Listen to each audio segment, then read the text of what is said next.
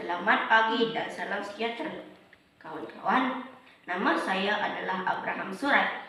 Saya bersekolah di Sekolah Kebangsaan Hulu Seteras Manado. Kod sekolah saya adalah YBB 6312. Sekarang saya belajar dalam kelas tahun 6 Kenyalang, kawan-kawan. Saya amat meminati mata pelajaran sains kerana cita-cita saya adalah ingin menjadi ahli saintis yang hebat dan terkenal suatu hari nanti. Hari ini saya ingin mengajak kawan-kawan untuk mendengar sebuah kisah yang bertajuk Perkemahan di Rima Template. Buku ini telah saya baca dan dituliskan oleh Shirley Azizah. Buku ini juga diterbitkan oleh penerbit PCT Sendirian Berat.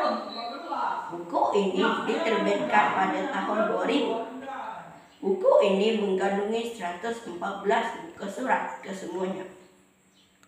Dan buku ini adalah siri novel yang menarik. Dalam siri novel ini ada cara tentang beberapa orang remaja yang sanggup menggadaikan nyawa mereka demi menyelamatkan orang lain.